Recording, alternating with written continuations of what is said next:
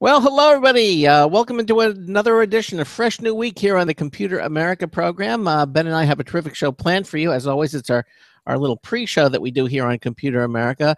In the second hour, we're going to have computer and technology news. That's brought to you by Slimware Utilities. They are the official optimization software of Computer America. And 1 minute until showtime. And in the first hour, we're going to be talking to Steel Wool Games. Interesting name, okay? We're going to be talking about their game. They have something called Quar, the Battle for Gate 18, and what that's all about. We're going to have Joshua Qualtieri joining us. He's the co-founder of Steel Wool Games, so he's going to be joining us. He is waiting and standing by. So sit back, relax, as we bring to you 2 hours of the Computer America show coming at you right here.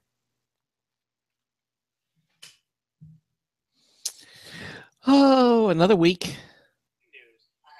Another week, another what? Another Bitcoin. You could say that. Yeah, I could do that. All right, 15 seconds.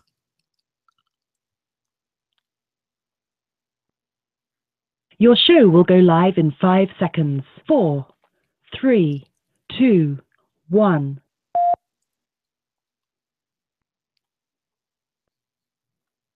Broadcasting live, it's America's longest-running national radio talk show on computers, Computer America, hosted by national columnist Craig Crossman. Look for Craig's weekly column in your favorite newspaper. This show is being beamed nationwide at ComputerAmerica.com. Keep it here for technology news, computer products, guest interviews, and your phone calls. You're listening to Computer America. Hello, and welcome into the Computer America show. It's the nation's longest-running, nationally syndicated radio talk show on computers. Computer America is heard around the world and coast to coast. And I'm your host, Craig Crossman.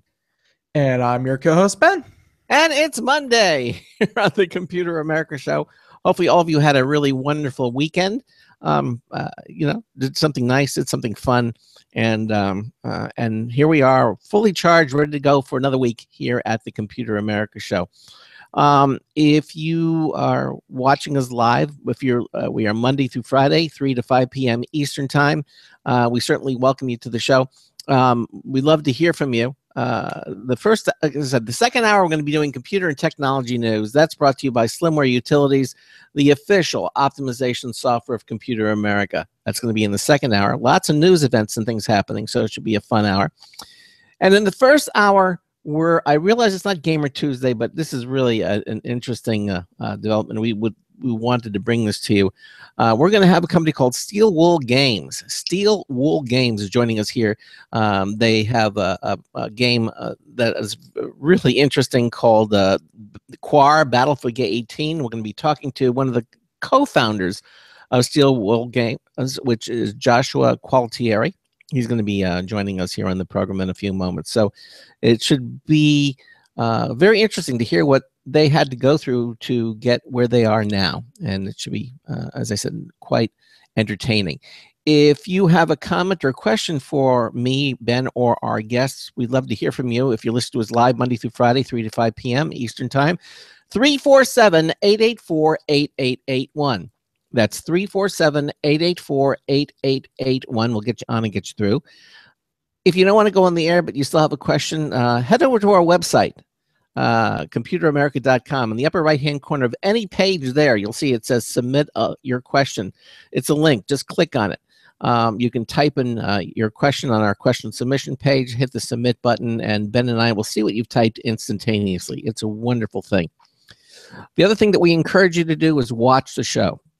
We are a live radio broadcast, but we also provide live video streaming of our radio program. Again, head over to ComputerAmerica.com. Any page there on the menu bar, it says Show Lounge. Just click that. You'll be instantly transported to our live video streaming page. You'll be joined to the show already in progress. And you won't be able to see our guest today, but you will be able to see Ben, which is the most important thing, because he is so I am the most important thing. Yes, you are, and good looking. He has all the looks, and what you do is Ben also has the amazing technology to display websites in the background. videos, links, movies. You can see all that. So it just makes for a more entertaining experience. And we certainly welcome you to join our live video streaming page, again, at computeramerica.com under the show lounge menu pull down. It's on virtually every page there. In fact, everything we do at Computer America is reflected at computeramerica.com. It truly is the internet home of our radio broadcast. Okay, so Ben, anything else you want to mention before we bring on our first hour guest? Anything else I want to mention? No. I think we have a couple things in the works, but as for right now, I think we're good to go. Okay, well, let's do it. Steel Wool Games was founded by 5 artists in feature animation that decided to take their combined 60 years of experience, passion, and creativity to start their own independent game studio. Wow. The team haven't given up their day jobs yet, but burned the candle at both ends, working on movies during the day and games by night. Steel Wool will be developing games on multiple platforms and using their storytelling, animation, technical, and artistic talents to create new and innovative game worlds. They are looking forward to announcing a series of new virtual reality experiences as well. Wow. Now, joining us is Joshua Qualitieri. He is the co-founder of Steel Wool Games. Josh, welcome into Computer America. How are you? Great. How are you guys doing? Well, we're doing fine. Wonderful. Yeah. So good. I should update that intro just a little bit. This is now our day job. In the past year, because things have really taken off, we no longer burn the candle at both ends. Oh, okay. Well, then I guess you should reflect that on your website too, because that's where I pulled that. We're not great at the social media. You know, we're all about creating the content and sometimes neglect the public face of the company. Well, listen, really, welcome to the show. Glad to have you. Gaming is a real passion for Ben, who was a consummate computer gamer, and he'll be conducting a lot of this interview. But let me just begin by asking you. You heard my introduction. Tell us about how Steel Wool Games got started. I mean, was it you were with your friends at a coffee shop? You know, you hear that all the time, or you said, "Hey, we want to start doing something different." Give us a little background of how it all began. Yeah. So as you mentioned, there were a group of us in feature animation. Making animated films, and I'd been doing it for close to 20 years, and my co-founders had been doing it, for each of them, more than 10 or a dozen years themselves.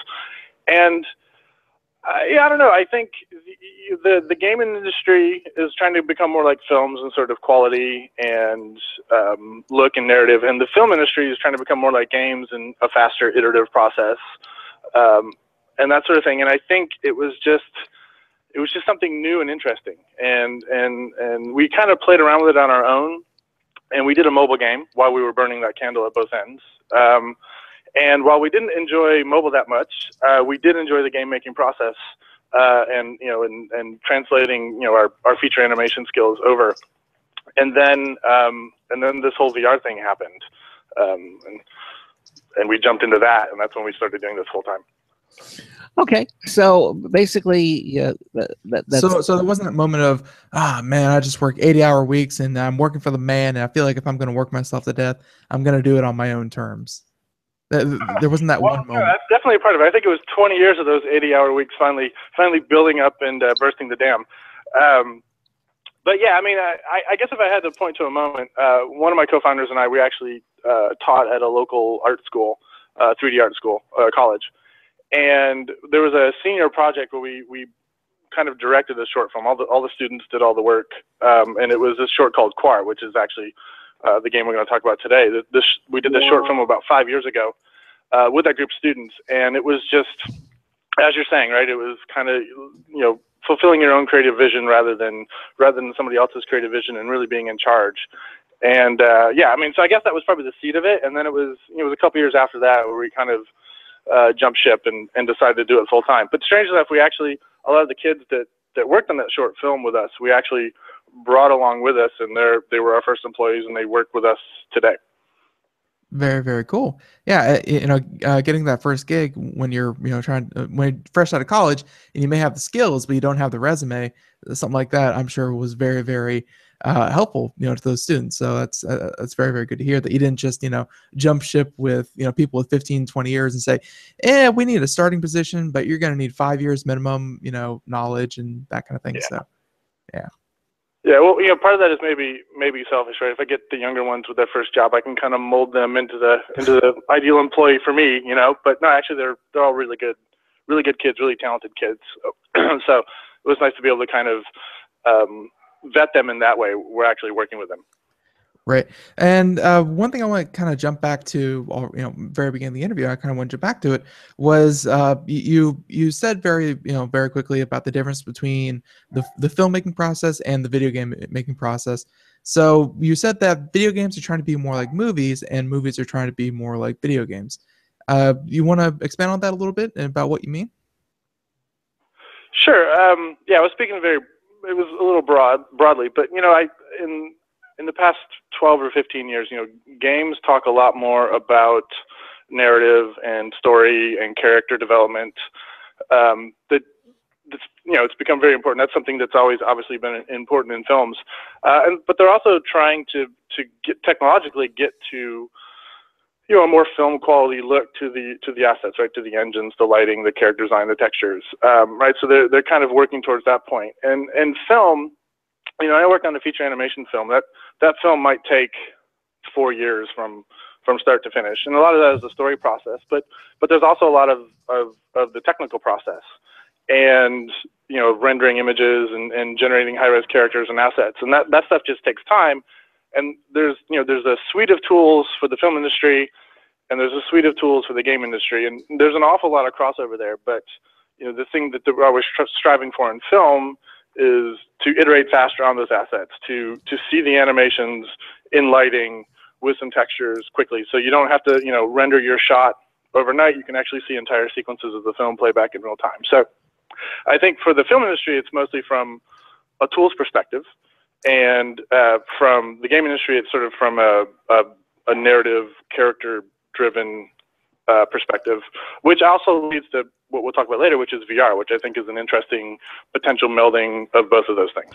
It's interesting you mentioned that, because I remember watching a special about James Cameron when he was doing Avatar, and one of the things they were bragging about was that they had invested in this new camera technology where they didn't have to wait till everything was rendered to see what it would look like. They could actually get, and it was more than wireframe, it was an actual, you could actually see a very good rendering of the shot in real time. Of course, obviously did additional rendering, everything. So that seems to be like the holy grail in film, and I guess it's also sort of like the holy grail in the gaming industry as well. Yeah, and I think you talk about the James Cameron thing, and I think a lot of people that were into games looked at that and said, well, you couldn't do that before? Why was that so hard, right? And I think it's just sort of pipeline and mindset of the two industries. But yeah, that's exactly what I'm talking about is. When you've got these super complicated animated films or effects films where you're mixing in effects, the quicker you can bring that in front of the eyes of the director or the art director to get notes and see if it's working, then you're just saving money and time because people aren't waiting, overnight or days to see their actual work. So, and I know you sort of said this at the beginning. You said, no, we all could quit our day jobs, and we're doing this. What was the final thing that prompted you to say, okay, I'm going to leave animated films and work entirely in gaming, and I know I can pay the bills with this, or whatever? What is it? I mean, did you guys have like a smash hit, and you're like, oh wow, this could actually be a full-time job? And what motivated you to do that? We had a hit creatively, if you want to speak of it that way. But so we did our first mobile game, which is Fly Hunter Origins. And, it's so hard to sell anything on mobile. But it got really great reviews. We were very happy with it. People, based on our background, we had to have a good story. And we had to have good characters and animation, and we hit all those things. But also on top of that, we really, really had to have good gameplay. And we did, right? And so it wasn't a smash hit, but for us internally, it kind of was, right? We proved we could do it. We, not only could we do the character and the story thing that we knew we could do, but we could also do the gameplay on top of that, which if you're making games is the important bit. So I think internally as a studio, we thought, great, we can do this. Now, what do we want to do? Because mobile sucks. And that was right when the VR stuff was really taking off. I think, late 2014. We got the DK2s, and I've been in the VR. I've been very interested in VR since like the mid '90s with the virtual I/O glasses. I don't know if you guys remember those. They were terrible, but they were so cool. And so I've been waiting for VR to come along for 20 years. And so I backed the Oculus, and then got the DK2, and then we had the opportunity to see a very early version of HTC's Vive. Mm-hmm. And I came out of there, my co-founder came out of the demo and kind of looked at each other stunned and bewildered and thought, wow, that is the future, and that's what we want to do. And basically a month later, that's what we were doing. So our first, the first thing we did after our first mobile title was we did a little demo for the Quar for GDC of last year. So when Valve and HTC unveiled the Vive at GDC, we were one of like the first 5 demos on the platform. So I think that was really our kind of aha moment. We proved to ourselves we could do it. Then we just had to figure out where we're going to target PC, console. Holy crap, we're actually going to target VR. Right. And this is something that we've talked about on the show a couple times, but I think it would be good from your point of view is that, we're hearing more and more, is virtual reality a gimmick? Is it going to be, kind of big in the beginning, and it's going to, fall into the hands of a couple people, and at the end of the day, it's going to go into obscurity because it's just not convenient for people. So, we've talked to guests before, and we've kind of had this discussion with other guests, but, from your point of view, obviously you are investing heavily into the future of VR. You said that, right off the bat, you said Oculus Rift, you backed it. Of course, Facebook picked that up, and now they're going to release a huge product, a huge product to a lot of people. But I guess you see virtual reality come to stay. I do. I think technology has finally caught up with our imagination in this respect, right? Fixing the hardware, the latency, the stuff that used to make people ill when they used it, like I said, back in the 90s with the virtual I/O glasses. I think, I think there's a little barrier to entry right now that I think has to be figured out, and that's for the high-end VR stuff. You need a high-end PC. You need a $600 Oculus or an $800 Vive, and to me, obviously, they're totally worth it. And those prices are going to come down. But I think that is the biggest barrier right now. Is you actually have to have a high-end PC and spend this extra money. And I think virtual reality is one of those things. Like, I can explain it to you over and over again, but until you actually experience it, it just doesn't make any sense to you. And I think that's the biggest thing right now is how do you get these people that would willingly spend this $800 to actually try the technology out? There's mobile, there's Google Cardboard and all that, and the Gear VR, which are decent, but they're not that experience. When you put on the Vive and you've got the headsets and you're actually walking around this virtual space, I mean, it is transportive and transformative. It is super cool, and yeah, I definitely think it's the future. Do you find certain challenges of creating content for VR a lot more difficult than just writing a game for a 2D screen? Do you ever get like partway through a scene and then you're like, and someone's like, you turn around 180 degrees and you're like, oh, no one put anything behind us. There's a blank wall. Okay. Yeah, well, that is exactly the issue. If you're making a film or a traditional game, I control your eyes. I know exactly what you're looking at, or I can predict, in the film. And in a game, I can kind of predict where you're going, and I can also sort of tailor the experience to the interaction. And that for us has been the hardest thing about VR has been actually UI, the user interface, right? You don't want to plaster like all these buttons and weird things on the user's face that are just kind of floating in front of them, unless it makes sense to the world. It's really disorienting. So how do you actually communicate user information in VR? Because you can't control where they're looking.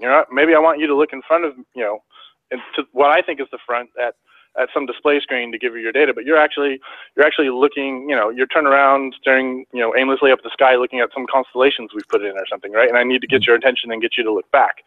So yeah, I do agree that is one of the harder parts is never knowing where the player might be looking or what they might be doing.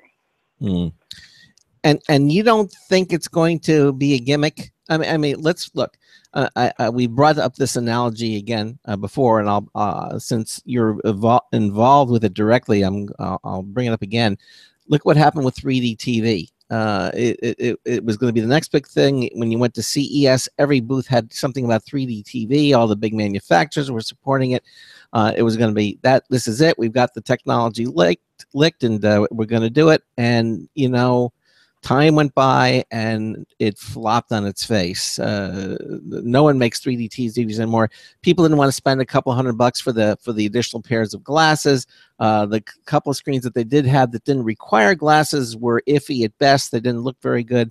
And it just didn't catch on. You don't believe this is going to happen to VR, and why?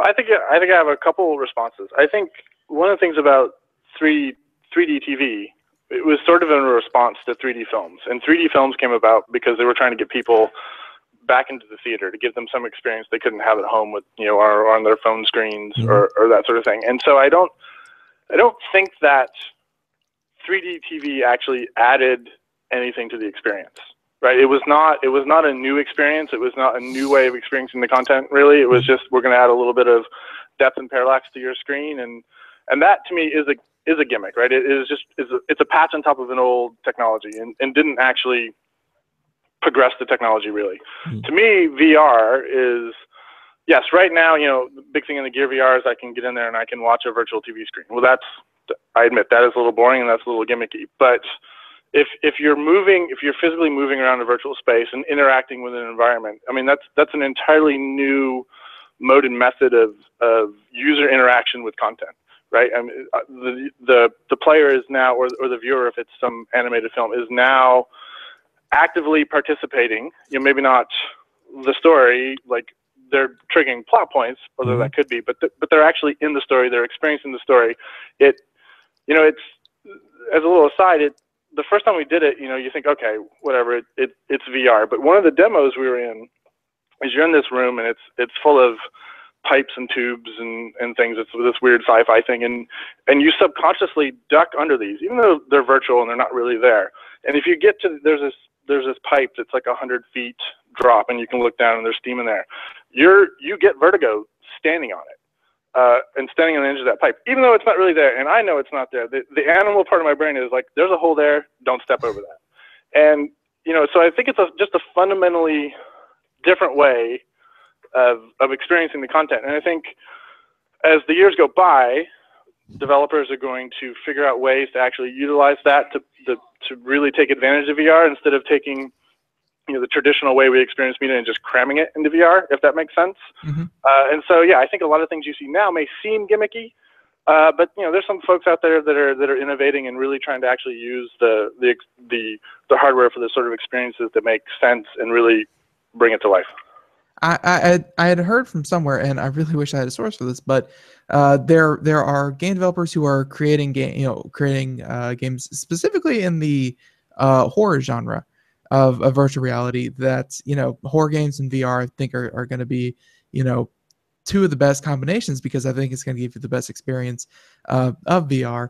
But at the same time, I heard that horror games on VR, they're running into the point where they're game testers and and the people playing the game, just like you were saying, that it's subconscious at times, where you put someone on a ledge, and it's even though they know they're sitting in a chair, they know they're standing in the middle of a room, subconsciously they want to back away really quick.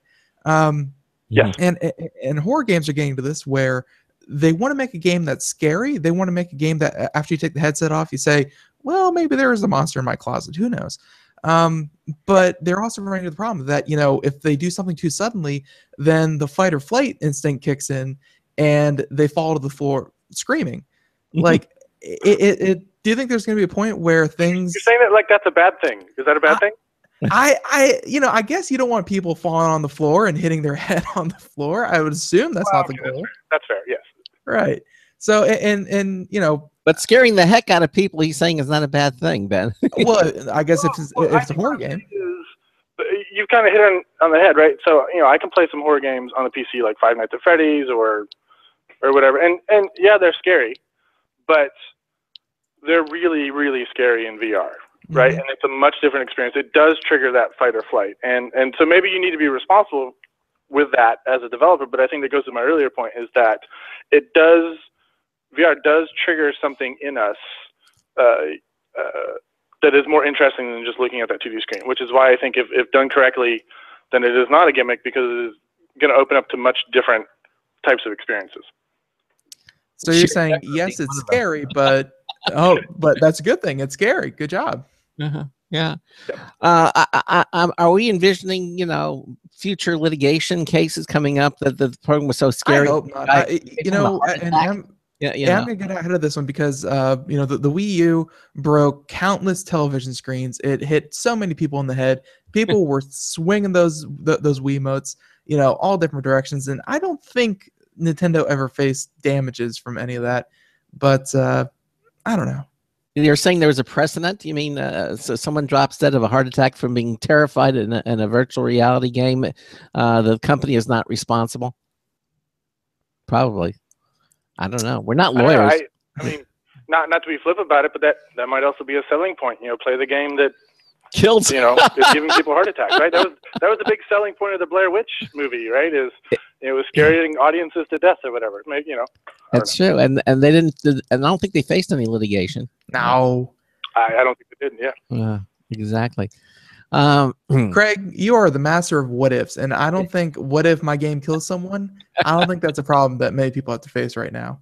Yeah, well, that's what happened. What was it? They were playing, World of Warcraft, and some kid in Korea died because. No, he was playing StarCraft. There's one that was playing like StarCraft for 40 hours straight, and he fell over dead. And yeah, it happens. Look, it's gonna happen. Things like this are gonna happen, but you can't, as the manufacturer, be responsible for that.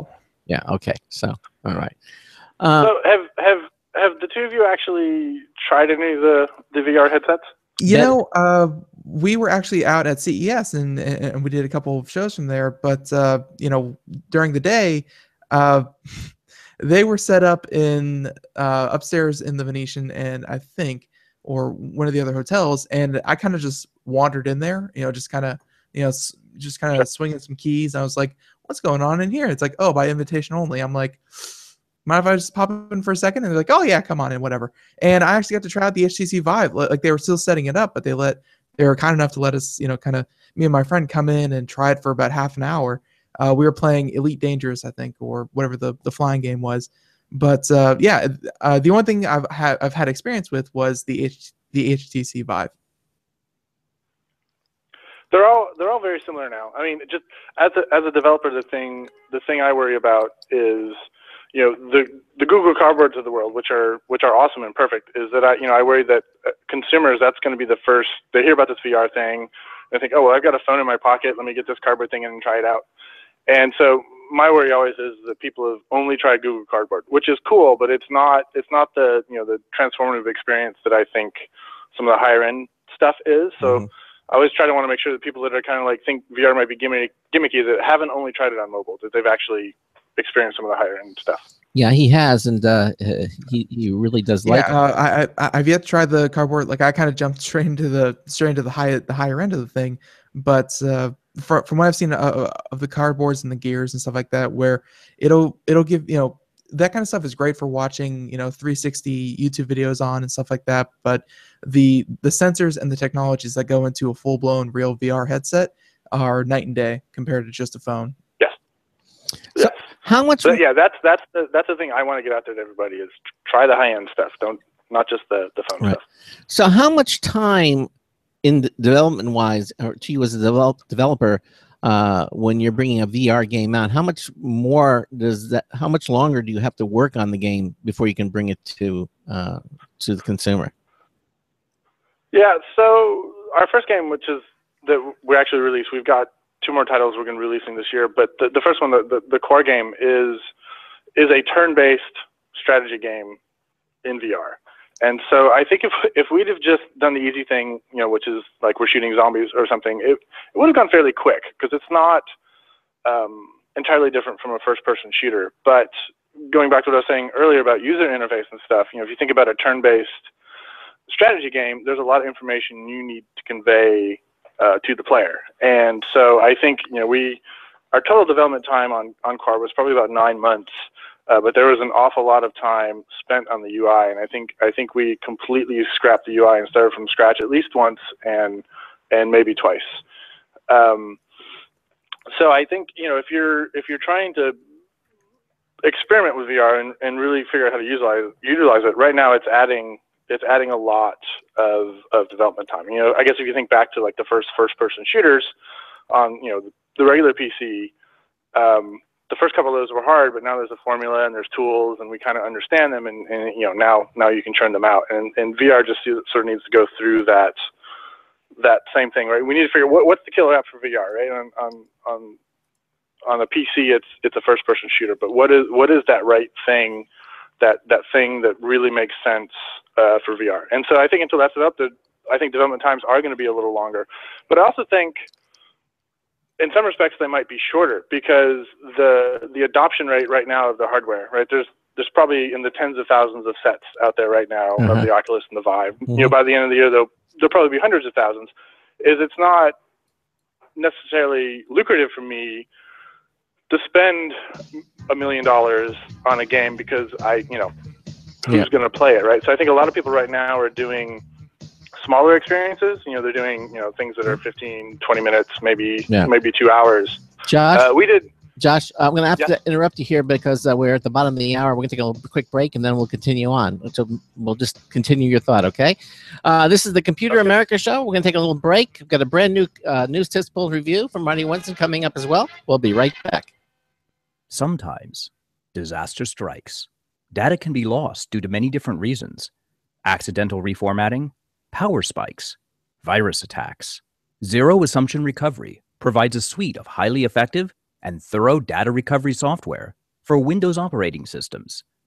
ZA is suitable for home users and small businesses who need a powerful data recovery solution for Windows and Linux file systems. Go to z-a-recovery.com.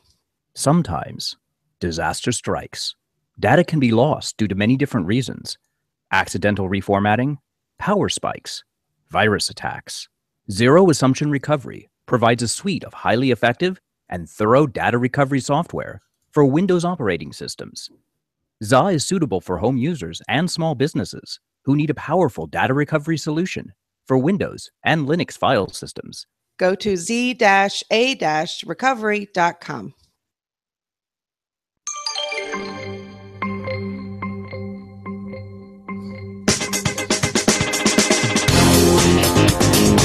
And so the T-Rex evolved into the T-Rump.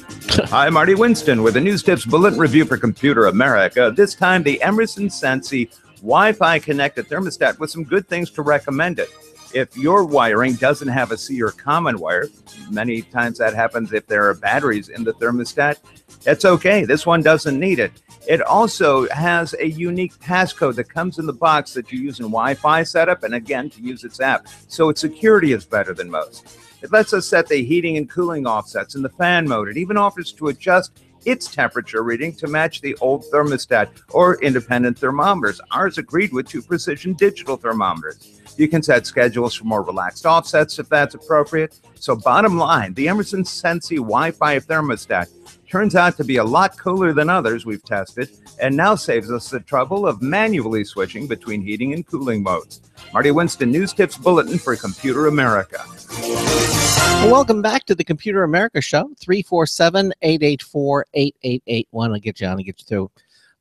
Ben, did you know that long before Vistaprint asked me to tell everyone about them, your mom and I have actually been using Vistaprint for years, making business cards, having the Computer America logo placed on the polo shirts we used at the conventions like CES, the one you were at, even printing a business card for our personal lives with our home and address number. Comes in very, very handy. In fact, Vistaprint offers tons of custom products for home and office needs, and Vistaprint absolutely guarantees you'll love your products every time, or they will make it right. In fact, they'll give you 500 business cards for just $9.99. And when you enter, only though, if you enter my promo code Craig at the checkout. Don't forget that. So just go to the website at vistaprint.com and you'll see how easy it is to design your own stuff using their web-based custom design service. Remember to use my promo code Craig and you'll save up to 50% off the regular pricing. Don't wait. Go to vistaprint.com and order today. Why, yes, Greg, I did know that. You did. Okay. All right. So welcome back to the Computer America Show. And yeah, so we are, here with Steel Wool Games, and we are talking to Mr. Josh, and we're here just getting into VR and and kind of developing VR. And Josh, like I said, commercial break, had to do it, had to cut you off. Would you like to kind of wrap up what you were saying before the break? Yeah, you got to pay the bills. I understand. Yeah, I think I was talking about just right now as a developer, I worry about the rate of adoption of all this hardware, and there'll be a couple 100,000 by the end of the year, and then it'll just go up from there as prices come down and that sort of thing. So I forget why I was talking about that precisely, but that's what I was saying. Okay. All right. So let's talk a little bit about Steel Wool Games and specifically. What makes you different than other developers? I think it's a fair question. I think. Go ahead. I think it's a fair question. I mean, what makes you different? Yeah, I think it's a fair question. I mean, obviously I believe that we bring something to the table, or I wouldn't have left my cushy day job.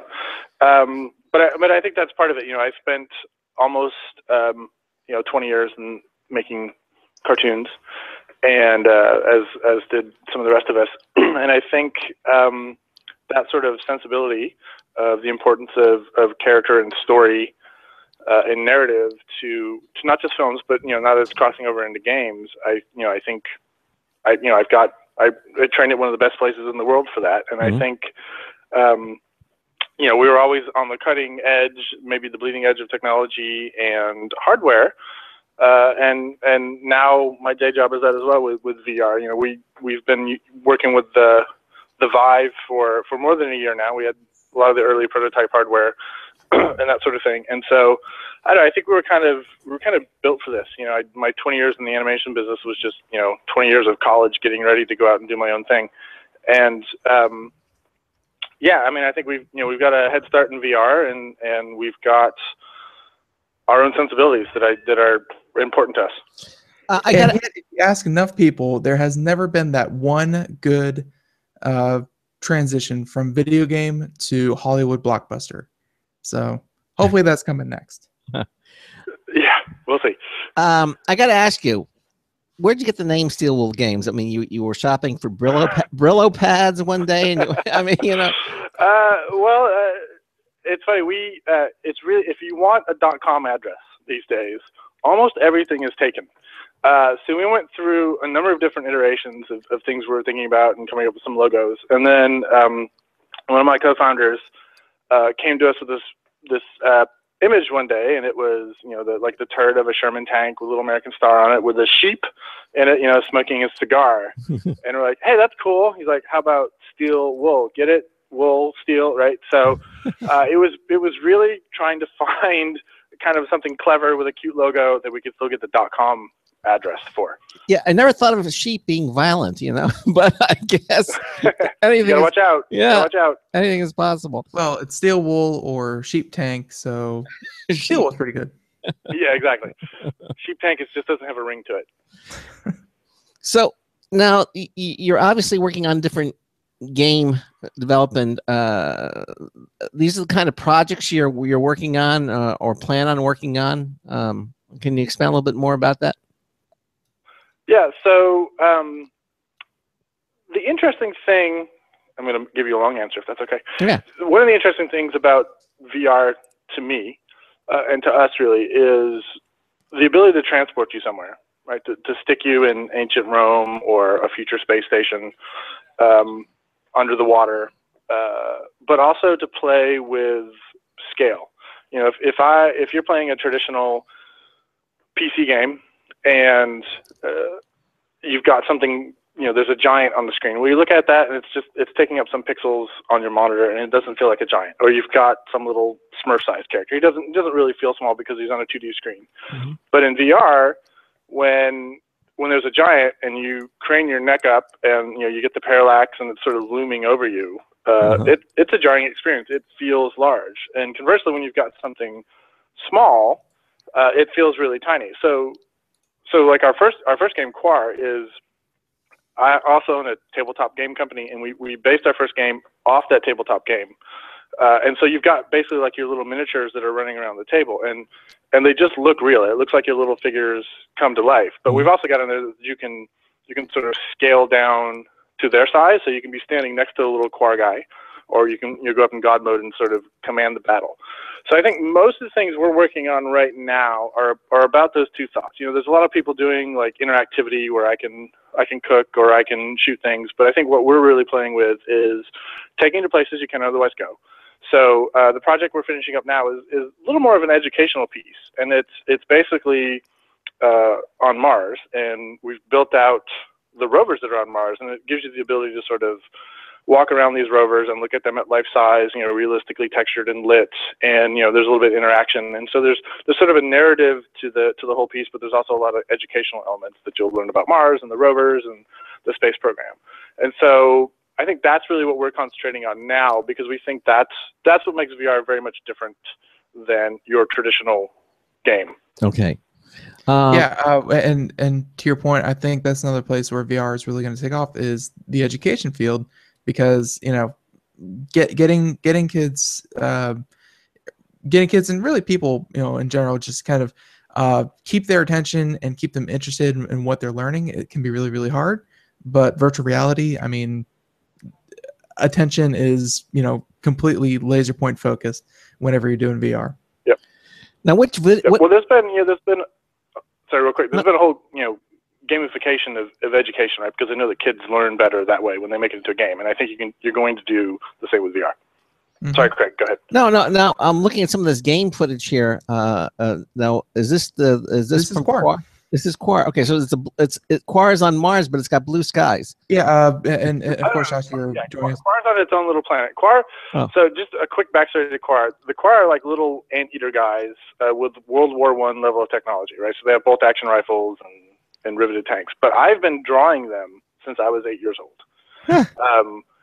And so they're not on Mars. Mars is the project we're working on next. Okay. But yeah, Quar is its own little world. Like, it's an alien planet, but there's only one race of aliens. It's the Quar, little anteater dudes, and it's kind of what we call Grimsicle, which is grim meets whimsical. It's, you know, it's cute guys doing sort of terrible things to each other. I mean, not graphic, but you know, it's a World War I war movie. You know, right. and one of those things, you know, we're talking earlier about what do we bring to the table is, you know, if you do a film about World War I, and you know, you've got a battle and or even a game, and there are, you know, hundreds of humans that die. You know, nobody really cares. We're all kind of immune to that. But if you do a film like War Horse and the horse is in trouble, all of a sudden everybody cares.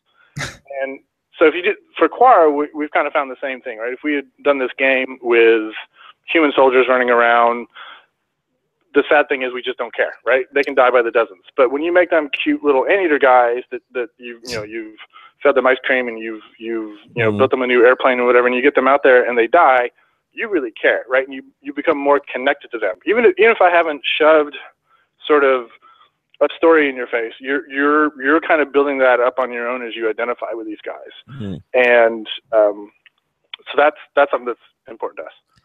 Yeah, you want people caring. And it's unfortunate we don't care about our own kind. Well, I think as soon as you put people in it, then it becomes almost like history. It's like, oh, this is the battle, you know, this is a battle for, you know, Stalingrad or what have you. It's like, oh, that's history. There's not much, like, you should care about it, but it's like, well, you know, that's what happened, so that's what happened. But you care about it in a very clinical way, right? You don't emotionally connect necessarily. Right. And you want, obviously, people playing your games to connect, to be emotionally involved. Yeah. And what better way to do that to make them the characters in the game cute and lovable, and because then we go, oh, you know, it's a I guess I don't know necessarily a cheap trick, but you call it that. But that's what you're getting people to care because the characters are so darn cute. You don't want them dying, and especially you don't want to be responsible for them dying. So. Maybe that's an element of Josh's background of character development that he's bringing over to his video games. Yeah, exactly. Yeah, exactly. Yeah. That is our goal. It is, and so you say Quar is out now. It's available now. Yeah, so Quora is out now for the Vive. It's available on Steam. Mhm. And then, as a developer in VR, as we were talking about earlier, we kind of have to be agnostic about the hardware platform. So we actually, HTC actually published the Quora, so they funded the development of it. And so we have a period of exclusivity on their hardware, but this summer we'll be releasing it for the Oculus. So we're going to try to support all of the higher end hardware. Now, how did that make you feel when HTC came to you and said, "We want exclusivity for"? I mean, was that a validation of what you were doing? I mean, or did you pitch it to them? I mean, can you describe that process a little bit for our listeners? Yeah, it was kind of a combination of those things. Like I said, we had done a demo for Valve and GDC when they announced the Vive, and then so shortly after that, we were in talks with HTC because they need content. If you're going to release this new hardware, because they came out of nowhere, right? The Oculus has been around for a couple of years, and there are lots of people that were developing for the Oculus already. But then the Vive, here at the year out, we're going to need some original content for the Vive as sort of a selling point. The same as Nintendo has Mario, and Xbox has Halo. You need sort of those killer apps, those exclusive titles. Right. But they also, that was their point of view, right? Is we need to make sure when this thing ships that there's stuff for people to play. And the exclusivity made sense to me. As a developer, I was very happy that they were completely understanding about the fact that it can't be exclusive because then we're not going to make our money back on it in these early times. Maybe a couple of years from now, when the adoption rate is higher, you can have just sort of a Vive exclusive title, an Oculus exclusive title. So the limited exclusivity was actually a giant bonus to us. I don't mind that at all. It's totally fair. Well, or they could have just said, "Hey, we want exclusivity," and they would just pay you the money so that you would make your money. We have seen that from other developers who really want to make a game, but that's a console. Like those are games that are like console pushers. So those are your Halos and things like that. Yes. Okay. Well, and also from our perspective is we want to create worlds and characters, and we want to own those, right? Coming from my background, we understand it's important to own your own characters and your worlds and things, because that's what's actually worth money. And so, for we to give them complete exclusivity, they probably would have owned the IP and that sort of thing. So this was a good way for us to sort of still own our world, but get somebody else to pay for that development. Okay, good. All right. Do you foresee yourself continuing in that model, or was that just a one-time shot?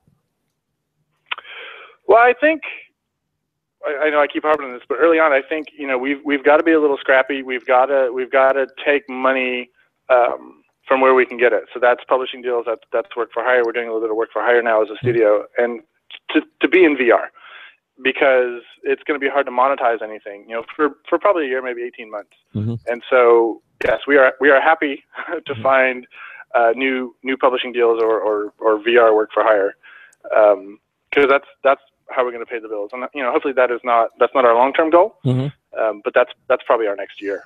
Okay, makes sense. And of course, going forward, you guys have, of course, Quora that we just kind of show some gameplay demo from. You have the Mars Rover VR, which is going to be education, things like that. What would you say kind of excites you looking forward? After you've made a game or two, do you think it's kind of trying to tell essentially a movie but with some interaction in there with you, or is it another kind of God mode Risk type game? Like what kind of gameplay really excites you with the VR? Yeah, funny you bring that up. We're actually thinking really hard about both of those things. So I think we've kind of captured something with sort of the God mode sort of gameplay stuff in VR, because it just, when you get in there, it just works and connects. But at the same time, because of where we're from, we do really want to do sort of a narrative piece, right? I think VR opens up all kinds of possibilities for a film, and it can't be a traditional film at all. It has to be something somewhat interactive, or at least sort of like a little choose your own adventure. I mean, I think there's a whole new vocabulary of film that kind of has to be written, for VR film, whatever you want to call it, because as we were talking earlier, if I've got a traditional film and I know exactly what you're looking at, and there are all kinds of tricks I can do to get you to look at the exact point on the screen I need you to look at. In VR, I can't do that, right? And so there are decisions to make there as a developer or a storyteller. Do you allow the viewer to make mistakes, so to speak, where they're not looking at the main action, they're staring at something else, or do you find creative ways to get them to look at what you want them to look at or interact the way you want them to interact, or is it a mixture of those, or is there something I'm not even thinking of yet because we haven't, it hasn't been discovered? So we actually think the storytelling aspects are very interesting, and is probably where a lot of the future stuff lies, because it is a marriage of sort of gameplay and narrative film. Okay. So something we're thinking about a lot. Well, are there any skill sets that you have that will be able to transfer from your experience in film when you go over to gaming and virtual reality? Well, I think, from film and stuff, it is how to tell a story. I'm not harping on the game industry because I love games. I've been playing since I was a kid. But for years, games would talk about, it's got a great story. There's this great narrative, and really what it was is sort of a sequence of plot points that didn't really mean anything.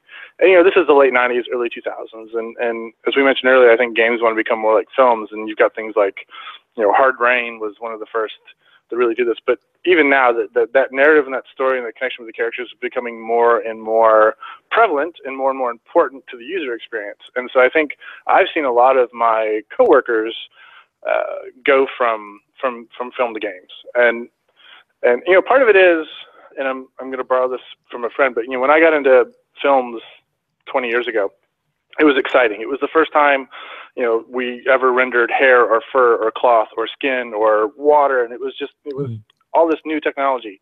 And now 3D films are kind of like the word processor. Like every year there's just kind of a new version and things are a little faster, but the technology's kind of figured out. There's not a lot new there to do. And so I think for a lot of us in the film industry, VR is that new thing, because it is a nascent technology.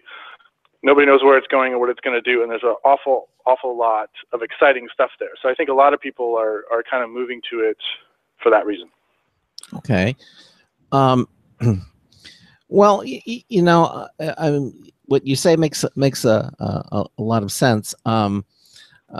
It's just that I still have that worry out there that VR is. We see the transition of comic books to movies. There's a whole bunch of them now, and they're doing it successfully. Marvel is doing it extremely well. If box office numbers are to are your level of success, then yes. There's always going to be the angry people who are like, you didn't translate this good enough. Gambit wasn't enough in the latest X-Men movie. It's like, there are people who are mad at that, but box office numbers speak, and they're crazy successful. DC is doing incredibly well, with their Batman versus Superman movies and all of that, and the publicity. Deadpool, not the huge budget, but wildly successful. So that's obviously going to have more interaction. But when you does necessarily the transition from a game to a film, which has been pretty much disastrous over there, they never really had a successful version. Does that really qualify as being a measure of success? Well, if your game doesn't make it over to the film industry, it really, it wasn't worth its weight. And I don't see that happening. Your thoughts on that, Josh?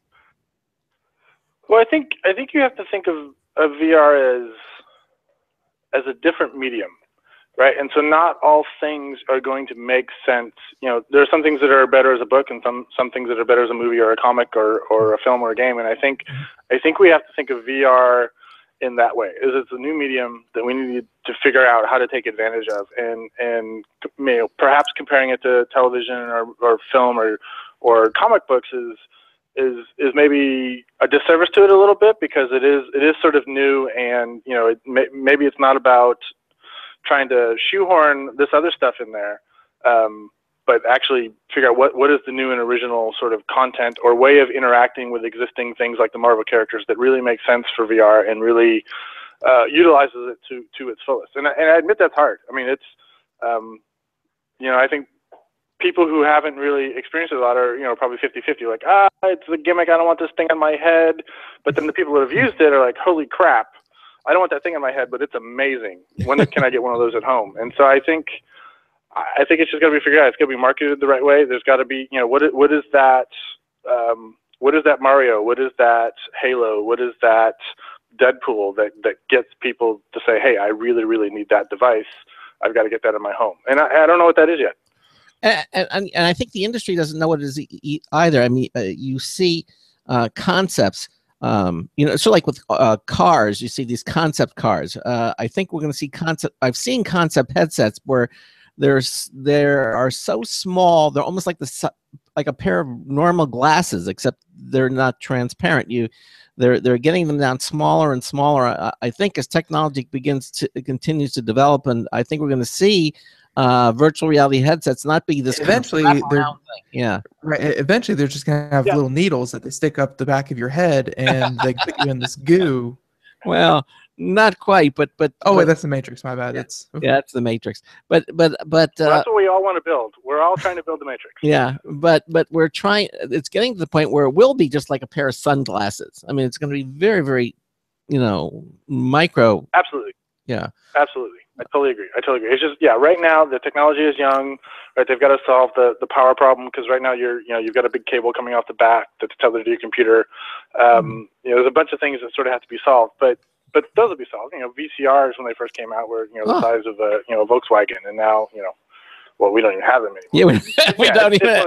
It'll get better. Yeah, I mean, VCR, the CDs, the DVDs, the Blu-ray, and now it's pretty much all streaming. I mean, and yeah, exactly. Well, somebody gave me a DVD of some computer files the other day, and I'm like, oh yeah, great. Oh wait, I don't even have a DVD drive in my computer anymore. How many years has that been? Yeah, it's right. You don't realize sometimes. Yeah, where'd that go? And you start looking around for it. It fell off. You don't even notice that we haven't had floppy disks for how long now. I mean, it's just they just go away, and you don't even, if the transition is done correctly, you don't even realize it. And I think I think that's sort of what's going to happen with VR as we will one day look back and look at these big clunky blocky things that we had on our heads and kind of laugh. Did people really wear those? I mean, Yep. I think that's what I agree. Yeah, I think it's going to happen like that. Tell us what the what's in the future for Steel Wool Games. What are some of the new things? The next thing up is hopefully we'll have our Mars Odyssey product out. A little educational thing, right? Like I said, it's only like a 15 or 20 minute thing. It's made to just sort of be a small experience that's educational that hopefully leads into us doing other experiences like that. I mean, I think it's a lot of fun and it's very interesting, and having an education background, we'd love to do more of that sort of thing. And then we've got another title we're working on that's more of sort of a physics puzzle game, which is something that really works well in VR, in sort of a room scale VR, and that should be out this summer. And then we're probably starting another God game, maybe like the Quar. Maybe I can say that. But yeah, I mean, we're a little open right now. We just shipped Quar. We took a couple breaths and relaxed a little bit because it was a long 9 months, and now we're diving back in. So a physics puzzle game? You mean like moving blocks around, but yet that sounds kind of cool. I mean, yeah, no, it's we built a quick little demo of it last year, and a lot of people come by the office. And because they want to experience VR, and they're like, "Oh, that's pretty, that's cool." And then you put them in this, which is the simplest little demo with Terrible Art, and people want to spend an hour in it. So I think there's something there. So we're gonna try to bring that to market pretty quick and see what other people think, and then add to it over time. Do you think augmented reality is going to be in your future at all, or is it all going to be VR? I'm super interested in it. We talk about gimmick. For the longest time, I thought AR was more of a gimmick than VR, until I saw the HoloLens from Microsoft. And now, and I've seen video of Magic Leap, but until I see the real one, I'm not sure. But I've seen the HoloLens, and so now I'm kind of a believer in AR, and I think that one has some obvious application in the educational and enterprise realms, but there's also some interesting gameplay stuff there too. So that I mean, technology-wise, they're very similar. So that's something we're always kind of on top of and thinking about. All right. Well, the website is steelwoolgames.com. What does it cost? Quar? And by the way, I assume that you're playing these games through Steam. Yes. So it's on Steam. It's $19.99. It's probably a 7 to 8 hour game. So a lot of those other VR experiences, through no fault of their own, are sort of shorter experiences. But we really built it to be a long sort of narrative strategy game. So totally worth $20. But they can go to Steam, or they can go to steelwoolgames.com and check it out. Or you can go to computeramerica.com. We have a link to Steel Wool Games there, and you can check that out for yourself. Josh Qualitieri, again, co-founder of Steel Wool Games. I want to thank you, Ben, and I want to thank you for being with us here. It's fascinating, and really looking forward to what's going to be coming from you next and down the road. I appreciate it, guys. Some exciting times for you and for us as well. Thanks again, Josh, for being with us here on Computer America. You have a great rest of the week, okay? You too. Bye. All right, take care. Bye-bye. All right, there you go. Steel Wool Games. You can hear that for yourself and check it out for yourself. Game publisher that's really trying to be ahead of the curve here on VR. Yeah. Well, we're about ready to do our computer and technology news. Hopefully, we'll get some stories here momentarily. Hopefully. My God. I still haven't received them yet, but I'm sure we got some. Well, you should fire that intern that has to get those stories to you. Yes, we do. Let's do that. We got another hour of the Computer America Show coming at you here. 347-884-8881. Also, another brand new news tips poll to review from Marty Winston, talking about the color duet. We'll be right back. Broadcasting live, it's the only national radio talk show on computers to air every weeknight. Computer America, hosted by national columnist Craig Crossman. The first hour's behind us, but there's still more of tech news, tech talk, and your phone calls. We're being beamed nationwide at ComputerAmerica.com. You got computer problems? Bring them on. You're listening to Computer America. Computers run the world, and we run computers. Call us or send us an email to live@computeramerica.com. Hello and welcome into hour 2 of the nation's longest running, nationally syndicated radio talk show on computers. This is the Computer America Show, and I'm your host, Craig Crossman. And I'm your co-host, Ben. And again, we just had Steel Wool Games on the program. Josh Qualitieri, a co-developer, talking about Quar, Battle for Gate 18.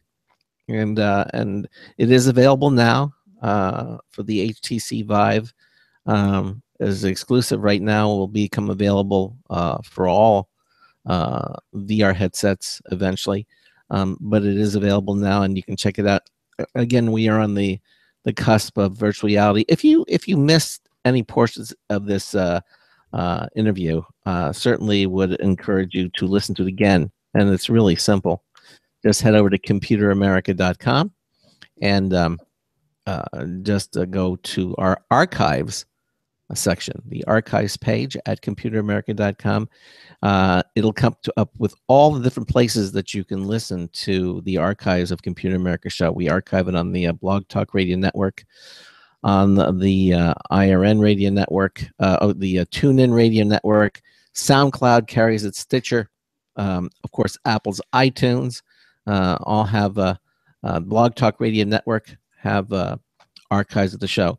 We love it when you listen to the show live, Monday through Friday, 3 to 5 p.m. Eastern Time. That is always the best.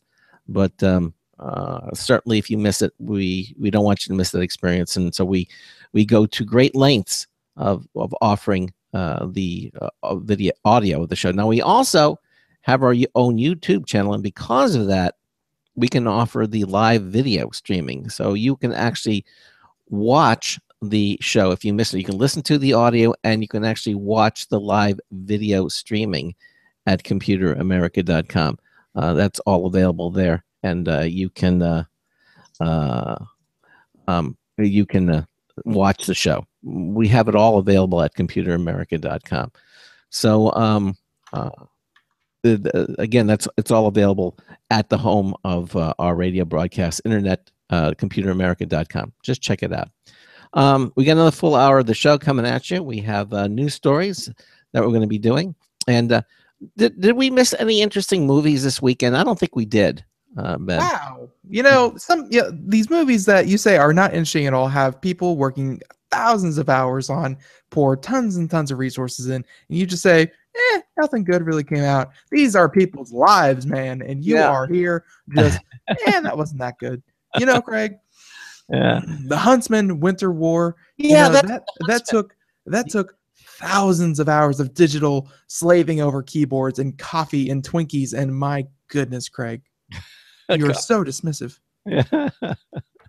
I did forget about those. So the Huntsman came out last week, but I did not go see it. No, I didn't either. I saw the first one. I saw the very first one when it came out. This was obviously a prequel. Although wasn't the Huntsman Hansel and Gretel? No. Hansel and Gretel was a different. No, it was Sleeping Beauty. Right. It's a remake of that, and of course Thor is in it. The actor who plays Thor. The actor who plays Thor, not Thor himself. Thor would be very odd to have in that movie. Yes, exactly. But then, of course, Iron Man has to make a cameo. Who does? Iron Man. Oh, of course, he would have to make a cameo too. But anyhow, I think at this point we should just do some computer and technology news and get things started. I think that we should do. All right. All right, let's go ahead and do that. Today's computer and technology news is brought to you by Slimware Utilities, the official optimization software of Computer America. You can visit them at slimwareutilities.com to clean, speed up, and optimize your Windows system. Head over to slimwareutilities.com. Check them out. You'll be very happy that you did. You'll thank us for it. slimwareutilities.com. Okay, then. And I think we're going to start off with our news stories with... All right, how about this one? Craig? Yes. What has 3 words and cost $78 billion? What has 3 words and costs $78 billion? I don't know. What has Time Warner Cable. Oh, okay. So the FCC and the Justice Department have approved, because they were investigating it for monopolies and things like that. But before the deal went through, but Charter, you may know them. Charter officially owns Time Warner Cable. Yes, they do. For the low price of $78 billion. So if you want to know what an empire costs, it's about $78 billion. Wow. So this one is, we're getting this from Engadget, by the way. And yes, indeed, Charter Communications has purchased Time Warner Cable for an estimated $78 billion. And today, the U.S. Department of Justice and Federal Communications Commission, so the FCC, gave the acquisition the green light. So the company agreed to the deal in May 2015, so about a year ago, and it was an estimated $55 billion. But the approval comes with a few caveats. Okay. The DOJ says that Charter is not allowed to impede access to streaming content, for one. So, and also the FCC Chairman Tom Wheeler says Charter will not be allowed to impose data caps or charge usage-based prices, nor will they be able to charge interconnection fees. So, obviously Tom Wheeler said right there from the beginning, even though you're going to get a lot more customers, and because you own Time Warner Cable, a cable company obviously makes its money off of, pushing their cable services. Mm-hmm. So even though it would be more lucrative for Charter, now that they own Time Warner Cable, to get more people to sign up for cable, they are not allowed to impose data caps. They are not allowed to say, Netflix is restricted between these hours and these hours because you're using too much data. And they're not allowed to, kind of forcibly push cable down people's throat. So that was the deal for letting this deal go through. Here's a quote actually from Wheeler saying that, quote, all 3 7-year conditions will help consumers by benefiting online video provider competition. The cumulative impact of these conditions will be to provide additional protection for new forms of video programming services offered over the internet. So right there, by the end quote, and right there, he says that these are 7-year conditions. So for the next 7 years, at least, no data caps from any of the new acquisitions for Charter. So yeah, and the article kind of concludes here saying that Charter has been hunting Time Warner Cable since early 2014, and today's approval also covers Charter's purchase of Bright House Networks, a deal valued at another $10.4 billion. So when you have $90 billion in cash and you want to go buy something, you buy Time Warner Cable. Yeah. Must be nice. Well, these are cable deals that are like, yes, they're worth $78 billion, but the amount of work and the amount of infrastructure that they now have to maintain and even spread is even more. Like, they're getting so many customers that they have to make sure that every single one. And Craig, you are one customer of Charter's. Yes. They have millions upon millions upon millions of customers that, Craig, you're one. Now multiply the amount of times that you call customer service and yell at someone, multiply that by a couple million.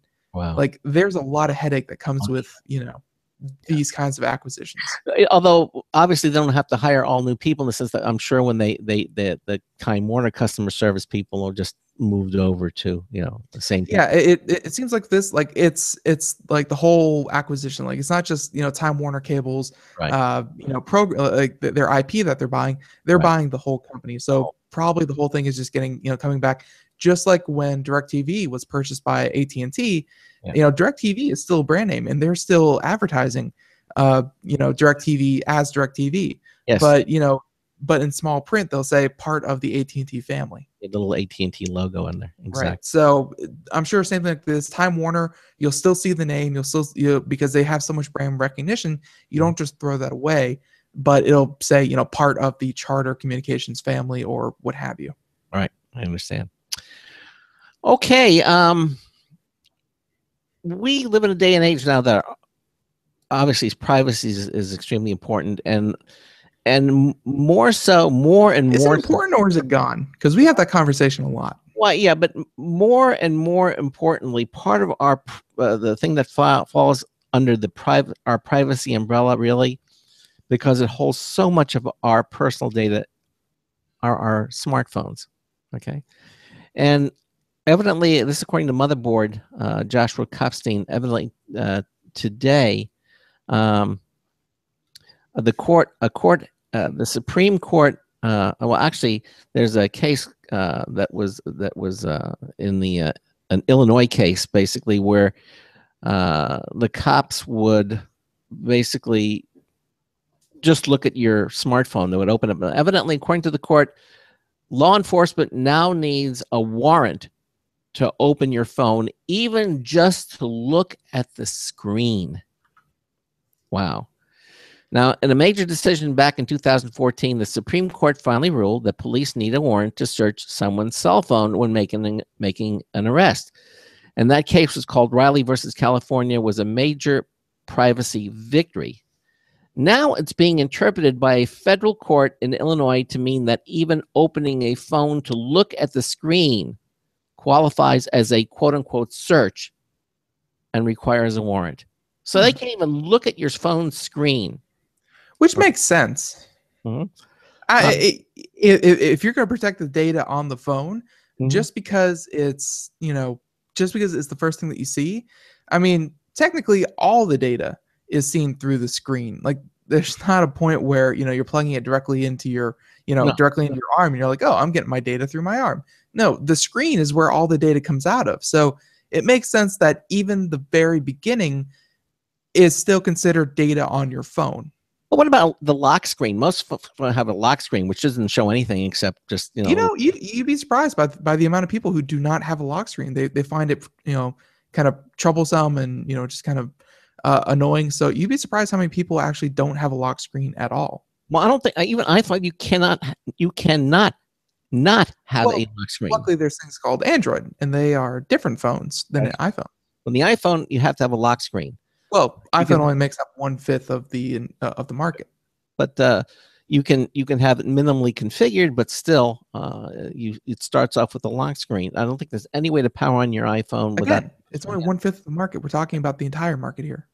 Well, anyway, the Illinois case involves a sting operation that ensnared an alleged drug dealer accused of illegal possession of an AK-47 assault rifle. An officer testified that while interrogating the drug dealer, he pulled out a confiscated flip phone and opened it, revealing a picture of the rifle, which the drug dealer had set as his home screen's wallpaper. That sounds like a pretty BA picture, though. Yeah.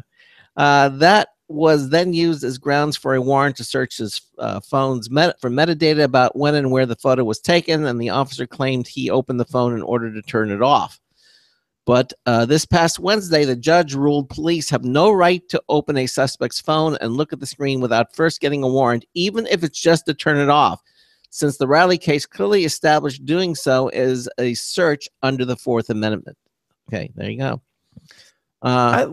This doesn't even seem like that big a deal to me. Like, of course, you're going to miss some very, very easy and obvious clues. And, if you're a bad guy, then obviously, they're going to have to, work a little bit harder to get the very, very obvious clues. But what's so bad about requiring a search warrant for searches? Like, they're not saying that they're never allowed to go through your phone. They're saying before you even pick it up and look at the screen, hey, get the search warrant. Yeah. When you're in the throes of an arrest, things might not go as smoothly as planned, but that's the decision. It says, it's basically, the judge said that the officer had to manipulate the phone to view the picture on the screen, and that picture was by definition not in plain view. Okay. I mean, even right here in the article, it says that even if your device isn't locked with the passcode, like Craig was saying earlier, a cop wouldn't be allowed to turn on the screen and look for incriminating notifications or messages without a search warrant. So even if you don't have a lock screen, just them, because most phones don't stay on 24/7, even them just pressing the home button to light the screen up is considered a search. What if the phone is on a table and it's just on all the times and you just look at it? Even looking at the phone, I think under this court ruling, it's still considered a search. If you look at the phone in any way looking for evidence, that's a search. By definition, it was not in plain view. If the phone is in plain view, then you don't need to do that.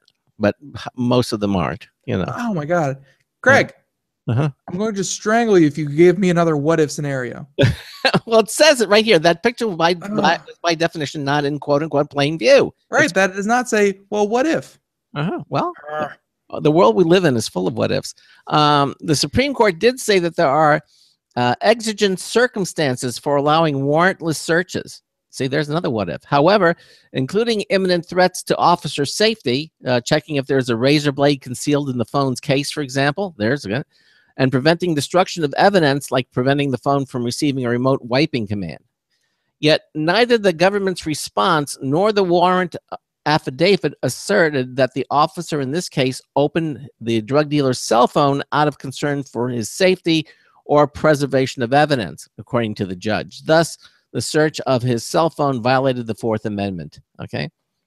Nevertheless, the judge denied the drug dealer's motion to suppress evidence from the illegal search, reasoning that based on other testimony given about his illegal rifle, the photo would have ultimately been discovered.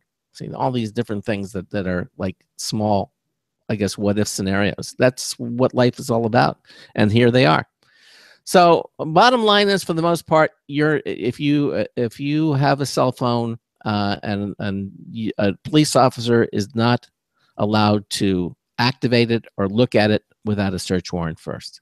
They can confiscate it, but then they have to wait for the warrant. Just like going into your home or breaking into your home, they have to wait for the warrant first before they can go in. And any kind of warrantless searches or seizures or what have you are protected by your constitutional rights. So it's always like, it's very interesting to think that a document from 1776 or whenever they wrote the Bill of Rights, it's funny to think that a document written 200 years before the real advent of technology in people's homes, and we're talking about data storage and things like that. 200 years later and 250 years later, at least in this case, we're still interpreting just what they mean and how it applies to how far technology has come. Yep, it has. Because, you can't imagine 250 years ago, like they barely even had photos. They were still using paintings of everything. Mm-hmm. Imagine a day and age, like how could they imagine a day and age when you could take a photo of something and then from that photo, you can pull down where it was taken, when it was taken, where it was sent, just all this different thing. Mm-hmm. Like they can't even imagine. And yet here we are. Fourth Amendment, protects your cell phone from searches. It's it's obviously very, very murky about what is covered and what is not, when really, the two, like the Fourth Amendment really should have nothing to do with technology because, one did not even know about the other when it was written, but there it is. All right, there you go. Pretty cool to think about. It is. It is. So let's move on to how about a new state of water? Yeah, this looks because right, because everyone knows, there is gas water, water, water molecules in the air. There is liquid water, there's steam, water, and ice, solid, liquid, gas. Mm-hmm. So we all know the three states of matter. Well, they got a fourth one now. Well, and yes, and of course there's a new one. I think, as many of you know, there are ultimately, if you move past any kind of higher level chemistry, I think most people know that there are actually quite a few states of matter, not just three. There are, or even four, not just four. Like there's more than just plasma. There's like non-Newtonian plasma, kind of suspension. There's this like there are tons of states of matter. And scientists have created a new one for water, actually by squeezing it. They took it in their hand and they squeezed it really tight. No, I don't think so. Kinda. So scientists create a new quantum state, quantum, because that's a fun word to hear about, by squeezing it. They have created a new state of water by squeezing it. Apparently, a molecule under pressure violates the laws of classical physics. So, yeah, very, very cool. So, when scientists at the Department of Energy's Oak Ridge National Laboratory squeezed a molecule of water, they observed a new state of water that was neither gas nor liquid nor solid. And that state had the properties that don't play by the usual laws of physics. So, water molecules squeezed between hexagonal barrel crystals were compressed so tightly that the standard alignment of the molecule was offset, and the resulting state of matter failed to follow many rules of physics.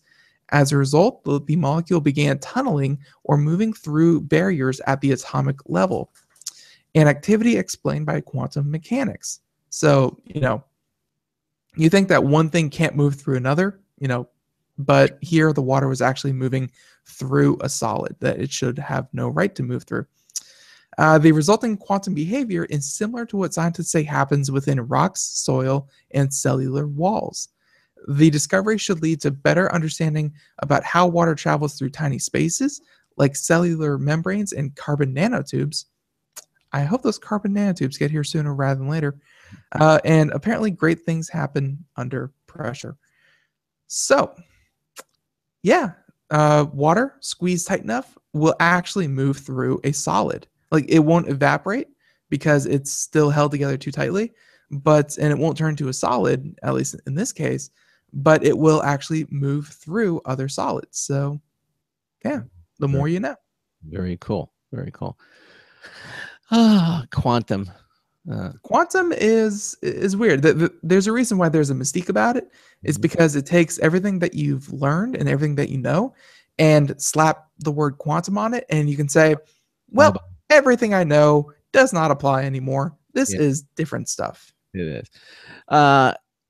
It usually, but it's still on the molecular level. This is not like something you can hold in your hand. No.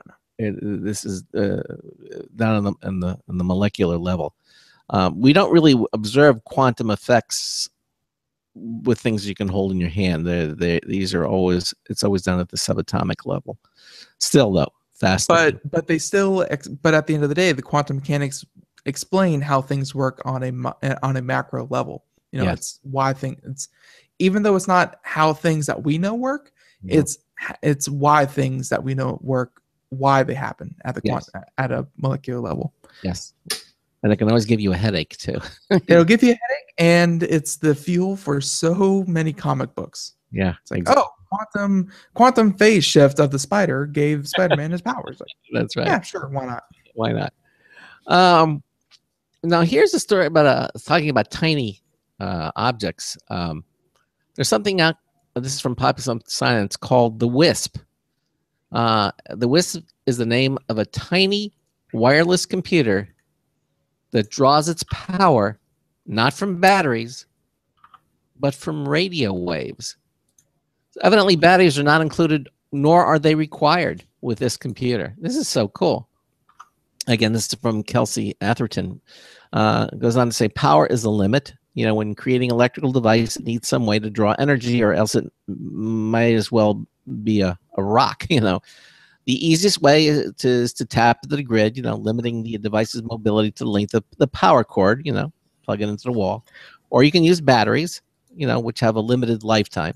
That's always been our choices, either have it plug it in or use batteries. Plugging it in, it'll last as long as you want. Batteries, well, you have to recharge them, so it has limited lifetime. But evidently, there may be a third alternative, sort of like in the quantum world, another state of matter. For most everything, one or the other is a workable solution. But if an architect wanted to, let's say, embed sensors in a tunnel or a bridge to measure stress over a lifespan of decades, well, they'd need a complicated system for wiring in those sensors or replacing the batteries, right, to get to them. But evidently, there may be another option. The Wireless Identification and Sensing Platform, better known as WISP, is a programmable wireless computer that draws its power from radio waves. This is, you know, this has been one of the great holy grails of Tesla. He was looking at a way of delivering power without wires. Yeah, he did the whole thing about letting a light bulb miles away using radio waves. Anyway, right. Well, evidently, the WISP now draws its power in the same way an RFID tag on a clothing item at a store does. Basically, a transmitter sends out a signal, and the radio waves wake up the computer, which sends a signal back in response. Now, this is made by a team at the Delft University of Technology and the University of Washington. WISP isn't a particularly powerful computer, but it's worlds more advanced than RFID tags that inspire it, okay? RFID is pretty much a passive kind of setup, you know. But anyway, they say, you know, it's fine for powering modest sensors and recording the results, you know, like accelerometers, that things, but not cameras with RFID. Other devices have managed to harness energy from radio waves, but WISP has a leg up on them, okay? It has about the same bandwidth as Bluetooth low energy mode. The wireless power sipping technology, which drives most Bluetooth speakers and wireless headphones, that's what gives the WISP, which has been knocking around as a project since 2006, its new killer feature, thanks to a team up with the University of Delft. It can now be reprogrammed wirelessly. So, for example, a fitness tracker running on WISP can now download a new tracking function or be updated to fix a bug or a glitch without plugging it into anything. That's important because it's never been done before. All right. Now, obviously, there's still more work to be done, but WISPs with sensors could someday become a standard part of building construction, putting tiny little ambient monitors into structure so we can check on the state of the building passively at any time without having to worry about power sources for them. That would be nice. Just thinking of the applications for this thing, if they could, let's say put it in the middle of a wall or put it, kind of underneath the floorboard or put it just somewhere you want it. And then, maybe have moisture sensors and be like, oh, there's moisture under here. And, given 15 years, that's really going to be a problem. Like these little sensors that just have to do one very little tiny job. You could definitely see an application for them. Yeah, exactly. This is very, very cool technology. Obviously, just on the forefront, but hey, that's what we do here. Well, yeah, going from RFID to a full-blown computer, we've seen it time and time again. I mean, I think there's another story here where that we're gonna get to a little bit later about not Nokia, but the Raspberry Pi. We know them. We talk about them all the time. They're the little $25 computers or $35 computers. They have a camera now that you can hook up to these little $35 computers, and yeah, you can send live pictures. Yeah. I think they're getting an 8-megapixel Sony camera. Oh, I'm sorry, 8-megapixel camera. That's it. Maybe not live, but definitely photos. Yeah, exactly. And without changing the price.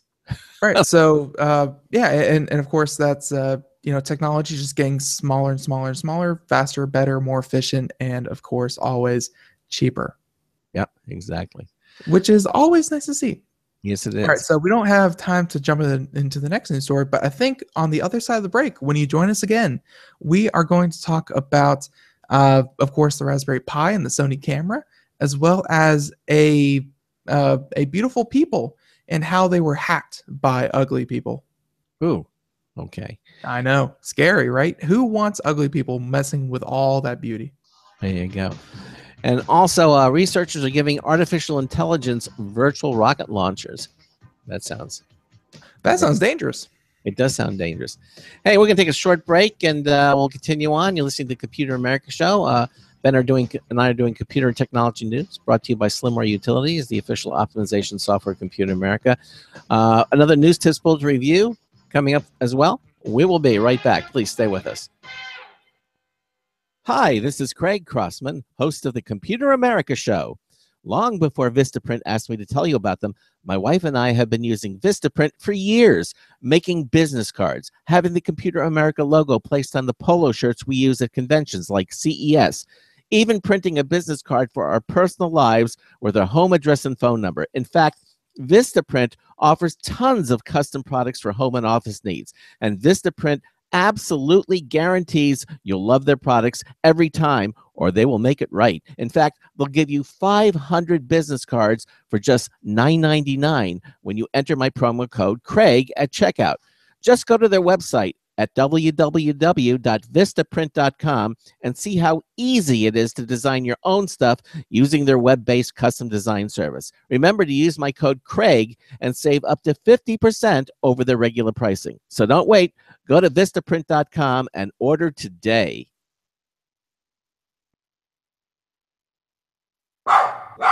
Looking for a best friend? Brother Wolf Animal Rescue has your best friend waiting just for you. The mission of Brother Wolf Animal Rescue is to help build a sustainable, no-kill community where no dogs or cats are ever killed for population control, where true euthanasia is reserved only for animals who are irremediably suffering or for animals who are truly a threat to society and with no hope of rehabilitation. Brother Wolf staff and volunteers go door to door, neighborhood by neighborhood, to educate citizens about local resources available for at-risk pets and to help their families connect with those resources. Brother Wolf's community-based approach to no-kill helps keep family pets healthy, happy, and in their homes and out of the local shelter system in the first place. For more information or to make a tax-deductible donation to this wonderful 501c3 organization, visit their website at www.bwar.org.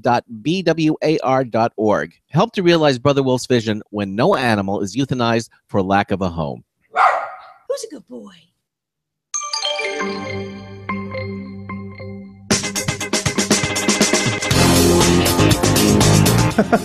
And you think zombies have back doors on their coffins. Hi, I'm Marty Winston with a News Tips Bulletin Review for Computer America. This time, the cooler duet. When we lived up in the blizzard belt, there wasn't any hurry about finding ways to beat the heat on the porch or patio. But summer temperatures, now that we're down in the south, hit early. So we were glad that we got in a Cooler Home Duet evaporative cooler for review. It's a nice little tower with a swivel at the base and a second swiveling section nearer the top. The combo lets you point its 2 jets towards same or different places. You fill a gallon of drinkable water in the bottom, plug it in, turn it on, set the fan speed, and optionally activate its misting mini droplet spray. Yes, to a good extent, it feels like an outdoor air conditioner. So bottom line, it's cool how cooler gets you cooler. Marty Winston, News Tips Bulletin for Computer America. Welcome back to the Computer America Show. Yes, it is 33 minutes past the hour, and we are doing computer and technology news brought to you by Slimware Utilities. As we are, continuing on and, just finished up an article about the WISP, which is a tiny, tiny little computer that can handle sensors all through radio waves. So, no battery, no plug into the wall, all a new source of energy. So that's cool. It is very cool. Yeah. That's cool.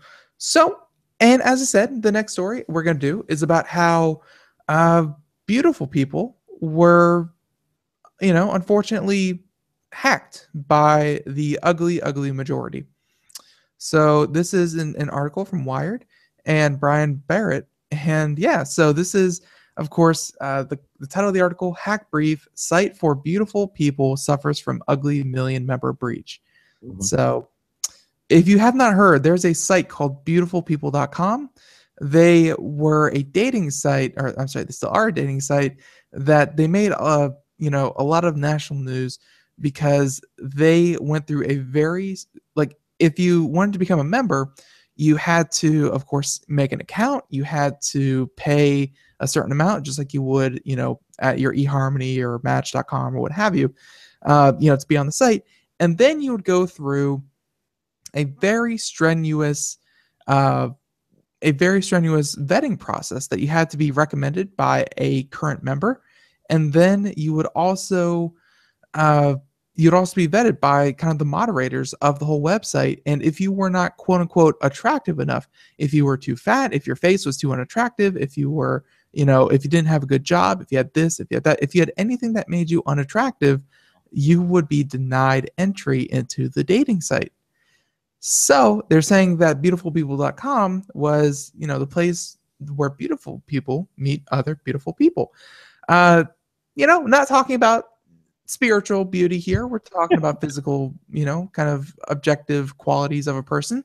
So, if you're into that, it was a site for you. And, hey, to each their own.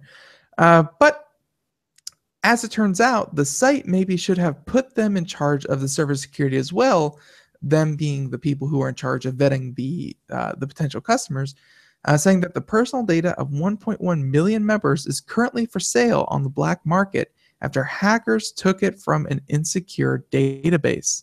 Ooh. Craig. Yes. Kind of reminds you of AshleyMadison.com hack.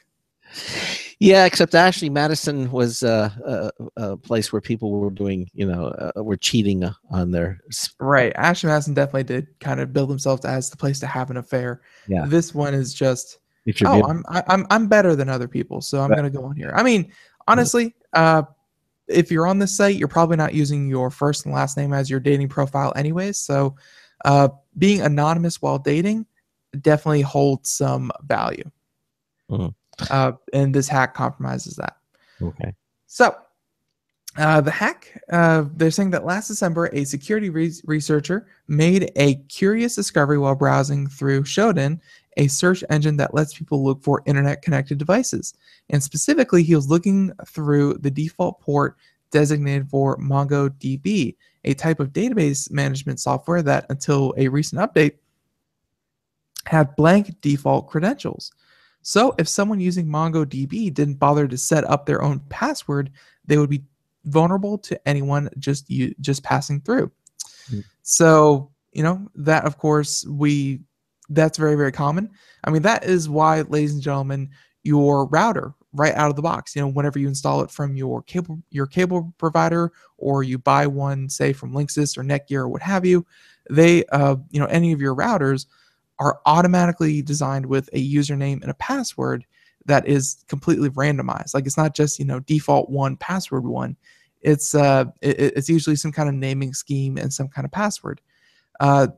Apparently this MongoDB did not have those by default. So, it's not saying that anyone using it is not safe. It's saying that the security measures out of the box are insufficient, and that could be a problem. So a database came up called, I believe, Beautiful People. And by the way, this is all a quote from the hacker saying, I looked into it and it had several sub databases. And one of those was called Beautiful People. And then it had an accounts table that had 1.2 million entries in it.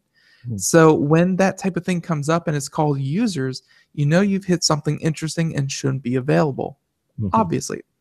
So Vickery informed Beautiful People that its database was exposed, and the site quickly moved to secure it.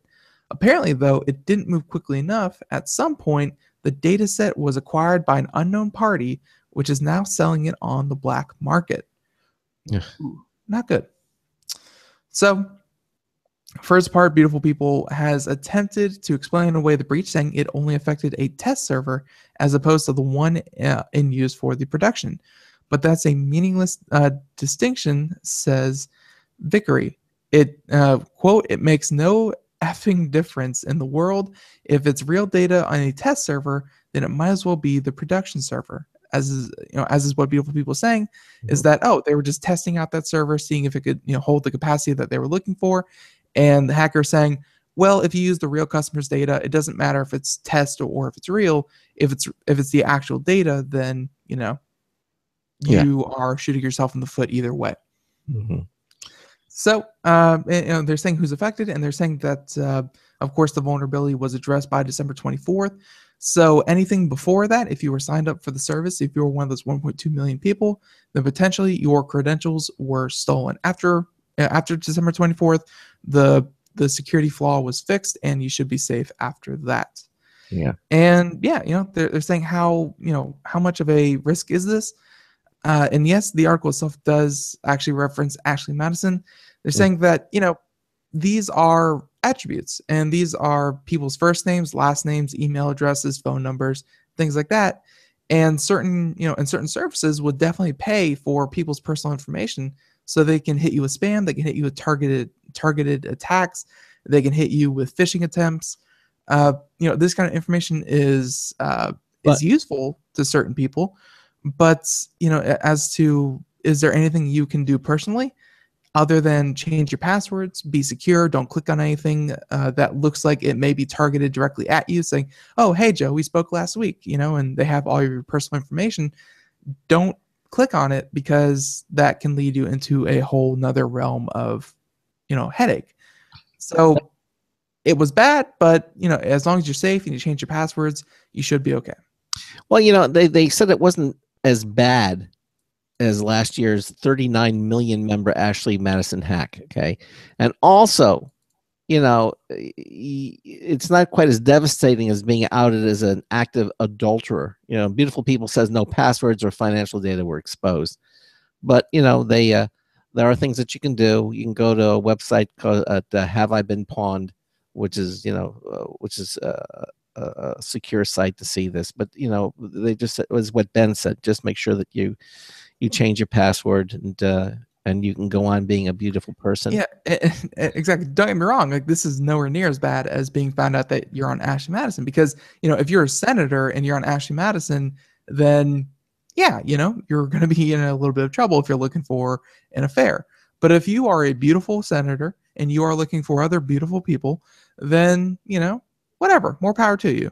This, like, being on this site in no way, if anything, is probably a testament to how beautiful you are, because you actually got on.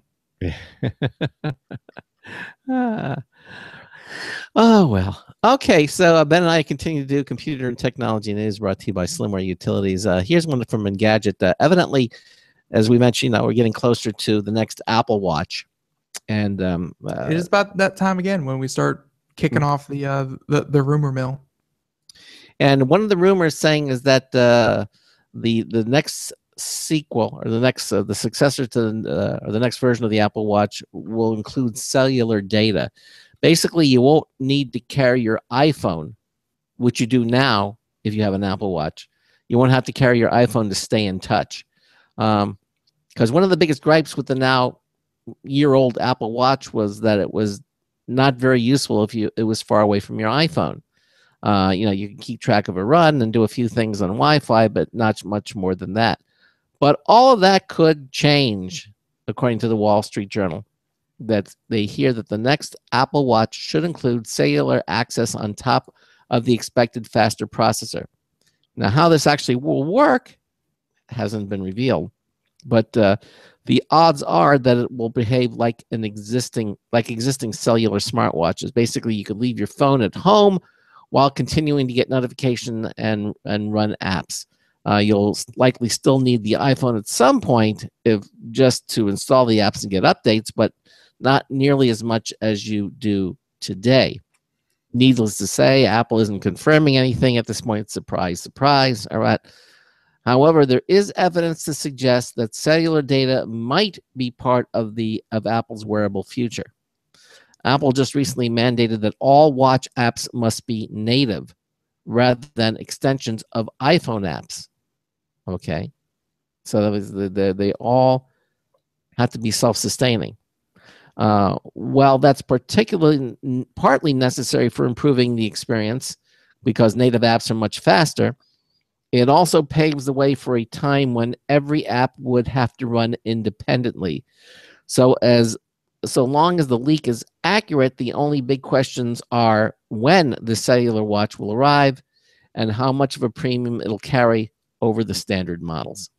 So that's basically it. Obviously, you'll still be able to buy the standard models. It'll be at a reduced cost, but who's going to want that when you can get one that does has the newer features? Because after all, I mean, if you don't have to carry your iPhone with you and just wear your watch, that's kind of cool. Mm-hmm. It is. Okay. But yeah, Craig. Yes. Apple Watch 2 with potential cellular data. Do you see that kind of shoring up any of Apple Watch's previous complaints about it being really not that necessary, or really not that useful outside of very, very specific use cases? Because Apple Watch has had that problem where, people buy it because it's Apple and it's a status figure. It looks very nice. Mm-hmm. And, it has some integration with the iPhone, but I feel like it doesn't have huge widescreen adoption because, let's face it, not a lot of people have a use for it. Yeah, but if they can get it to be standalone, like they're saying, you don't have. Is that solving any of its problems? Say again? Is that solving any of its problems? Well, solving some of its problems, but certainly not all. Just because it's the limitation of real estate screen space. It has certain physical limitations that are just really difficult to get around. They put a lot of deep thought into the Apple Watch. There's no question about it, and you can do a lot with it. But I don't know if this is going to be like the 3D TVs. I mean, it was there, it was great, but not ready for prime time. I'm just not sure how many people are going to use this in lieu of a smartphone, because if this has some kind of cellular data, then potentially you could leave your watch at home. But if this is going to replace your phone, mm-hmm. How good are the phone call conversations on this thing? Like, is the call quality really bad? And how fast is it's if they're gonna put this kind of stuff on, then they're gonna have to show that people can leave their phones home and just take their smartwatch and say, sure, they work well together, but they can also work one or the other. Yeah. I really don't know. I guess it's like anything else. If it fits into your lifestyle and you feel that a watch will work better for you than carrying a smartphone around, then great. But it'll be nice to have the opportunity to make the selection. Right now, you can't choose. It's either the phone or the smartwatch with the phone. Giving people a choice. Choices are always better. Having more choices is better, but I don't think it's going to be the solution for everybody. Right. Yeah. So okay. So that's that story, and I think we should move on to this next one here. And this is what Engadget is calling the Netflix effect. Mm-hmm. So yeah, this is again Daniel Cooper, and yeah, the Netflix effect. Saturday Night Live will air. To air fewer commercial breaks starting next season. Wow. So, hey, in a day and age when they're literally speeding television shows up to squeeze more ads in, yes, this is really happening, folks. If you didn't know, certain networks are actually playing their shows at 1.1 times the normal speed, so 10% faster, so they have 10% more room to fit ads into. If you did not know that was happening, it's true. So, this is from Engadget, and they're saying that honchos at NBC have... Right. So honchos at NBC have told Ad Age that Saturday Night Live is going to show fewer commercials next season. They can't speed it up either, because remember, Saturday Night Live is live, so they can't speed it up anyhow. Exactly. So yeah, and it's not even about showing more ads, though. This is about showing less ads. So that's cool. So the 42nd year of the long-running sketch show will lose 2 whole ad breaks compared to the current season. So 2 less ad breaks next time you watch SNL next season. That's nice. Yeah. So that time will be handed back to producer Lauren Michaels, to Phil, with the stated intention of making it easier to watch the show live. In exchange, the channel will let 6 companies pay to create branded original content that harnesses SNL's cadre of writers and performers. We're not sure how much paid for programming will change the show's slightly subversive tone, but as long as Kate McKinnon's free to be Kate McKinnon, we're not sure we care. This is, again, an article from Gadget, not my point of view, but, it is what it is. And that, of course, sounds, a little different, saying that they're going to actually start integrating products into the show. So I'm sure if anyone has ever watched SNL, like, let's say they do something with a car, they're going to work, Nissan in there somewhere. Yeah. They're going to make it more show-like than they are commercial-like. What's it called? That's called product product placement, right? Product placement. Yes, exactly. Product placement. So yeah, and continuing on with the story, saying that it's not it's not explicitly addressed by either NBC Universal or by either of the officials there, but we're fairly sure what's causing the about face. And they're saying that, after all, cord cutters and ad-averse millennials may prefer to watch the individual SNL sketches, the morning after on YouTube, and that way they're free from the burden of having to sit through an endless parade of commercials that break the mood of the comedy. So the sort of young viewers that SNL is often designed for are increasingly used to watching shows without commercial breaks at all, thanks to services like Netflix, and I'm sure the article is being generous here, Amazon Prime. Hulu even offers smaller ad breaks because the broadcast TV even offers smaller ad breaks than broadcast television. So, and of course, none when you upgrade to the premium tier. So they're saying that around 6.5 million people watch SNL during its traditional broadcast slot or live on Saturday nights, and a further 2.2 million people subscribe to the show's YouTube page, and even a lukewarm sketch like the Julia Louis-Dreyfus could open, Cold Open earned 1.4 million views. So, and then they have clips that even go viral, can get views in the order of magnitude higher than that. So obviously NBC and its advertising partners would like to get those eyeballs in front of their TV for the actual broadcast, so it's going to have to adapt to the modern era. Of course, some might say that nothing's going to increase SNL's audience unless it either airs earlier or its creators work out a better way to end a sketch. And, of course, it kind of breaks off there mid-word sketch. So, yeah, and, I think this opens an interesting point of conversation about that millennials, I guess, unfortunately, I'm kind of looped in there. I guess I'm the age range of the millennial, and I will, I'll be the first one to say that I have moved away from traditional television. Ad breaks are completely a thing of my past, and thanks to things like ad blockers for YouTube, even watching things on YouTube is very, very easy to do. And like if something is really, really, really funny, then you can be sure that in social media, no matter where you get it, it will be linked to and shared on social media. So if something is really funny that I missed, there are ways of catching it again. Like it's not like a one-time, you have to watch it live kind of thing. And then, but I think traditional television, as much as you hate ads, they pay for everything. So they need to come up with a way for things to be paid for. But at the same time, they need to figure out a way to say, people are tired of ads. You can make them sit in front of 18 ads day after day after day.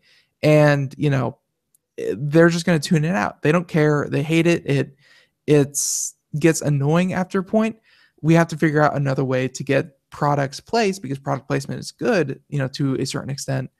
But you need, you can't alienate the next generation of viewers. Yeah, exactly. It's an interesting article, and that's it. Well, I think the article basically said it all. I think that's it. Again, and it's sort of like they call it the Netflix effect, and basically going to be fewer ads on Saturday Night Live. As I mentioned, because it is live, they can't speed it up. It's a live broadcast. One of the few, by the way, left. There are not very many live broadcasts left. I mean, other than news programming, you have that, but shows like this, you don't see very many more live programs. But it's about, they've proven that people will go, millennials will go out of their way to watch less ads. Like, even though there is very, very compelling, content on other mediums, there may be great television shows. They'll wait for it to come out on Netflix. They'll wait for it to come out in a different medium that does not have ads before they even jump into it. That's the thing that made Breaking Bad so appealing to so many people. Like, that's the thing that saved it, was that, 4 seasons in, they canceled Breaking Bad. They threw all that up on Netflix, and people binge watched it with no ads, and people got hooked into it. And, season 5 and 6 came right along afterwards. They will go out of their way to not have to sit through ads and sit through a traditional cable broadcast and watch it on their time, when they want it, and how they want it. And that's so how does traditional television cope with that? Yeah, it's tough. It's really tough to cope with it, if at all. It's really going to be. I mean, obviously, the face of broadcasting is changing, and we're right in the middle of it. And we're going to continue to see more changes there. I myself, I mean, I went through both seasons of Daredevil with no commercials. It was just a wonderful thing. And then when you sit down to traditional cable network, television, and it's 6, 7, 8 minutes of actual kind of footage or actual show, and then it's 4 minutes of prescription medication commercials and how it's going to make your babies explode. Yeah. You say, maybe I can wait until it's on, Hulu. Although I gotta tell you, some of the things like CBS and ABC.com, they make you watch commercials during that. They make you watch 3, 4, 5 minutes of commercials, even when you're watching the live stream. And that you want to. Well, I've never heard anyone say, "What? Yeah, I canceled my Netflix subscription. I have NBC.com now, and I have never looked back. Forget Netflix." Yeah. You may want. I'm just not convinced NBC.com is a contender in what we're comparing these things to. I think so, but I didn't want me to put a fork in my eyeball. I couldn't take it. Do we don't have time to go over to the Raspberry Pi getting an 8-megapixel Sony camera update? Yeah, we do. Okay. Although Raspberry Pi has undergone numerous refreshes since it launched 3 years ago, its first official accessory, a 5-megapixel OmniVision camera module, has remained the same, and that's mostly due to the Raspberry Pi Foundation and its partners buying a huge amount of sensors, right, which kept the price low. According to the CEO, those reserves are now running very low, so it's time to show off the new merchandise. 2 new $25 cameras powered by a Sony IMX219 8-megapixel sensor. And like many of the big smartphones and tablet makers, the Raspberry Pi Foundation is utilizing Sony's mobile imaging smarts for its new visible light and infrared cameras. It has a fixed focus sensor and is capable of outputting a 3280 by 2464 photos and 1080p high definition video at 30 frames a second. Upton says it was chosen for its impressive image quality, color fidelity, and low light performance, which plays nicely with the Raspberry Pi's Video Core 4 GPU after some specialist tuning by a Broadcom imaging engineer. As normally as the case with any new Raspberry Pi launch, the hardware retains its same price before taxes as its predecessor. The visible light and infrared cameras are now available from RS Components and Element 14, with more resellers to follow soon. So there you go. So you're a Raspberry Pi enthusiast, you might want to check that out for an 8-megapixel camera. That about wraps the show up. Again, I want to thank our first hour guest from Steel Wool Games, Josh Qualitieri, talking about 90 seconds. Their new game, Quar Battle for Gate 18. Again, you can listen to it at computeramerica.com. If you missed that interview, very, very informative, very entertaining. Coming up on tomorrow's show in the first hour, we're going to have Paper Kite. And this is yet another game developer that developed these fun and gorgeous strategy puzzlers. You can trick your way through portals to avoid an army of replicating monsters, collect coins and gems for stars, and advance through so many 90 different amazing 60 levels. seconds. And again, Paper Kite, it's a mobile entertainment company, and we're going to have the company's founder and CEO on the program on tomorrow night's show. Again, thanks to all of you for being here with us. And Ben and I, they're going to see you here, same place, same time. Don't forget to head over to computeramerica.com, get your entry in for that Logitech M535 Bluetooth mouse. We're giving another one away on Friday. Head over to our website and get your entry in now. So again, thanks so much for being here. And Ben and I will see you same time, same place, same station. So until tomorrow afternoon, this is Craig Crossman hoping that your hard disk never becomes floppy. We'll see you tomorrow. Have a good one, everyone. Bye-bye. 10 seconds.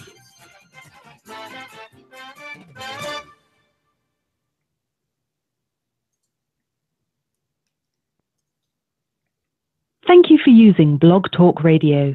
Goodbye. Okay, everybody, again, thanks for watching our live video stream. And Ben and I will see you here tomorrow with Paper Kite. Take care. Bye-bye, everybody. Bye.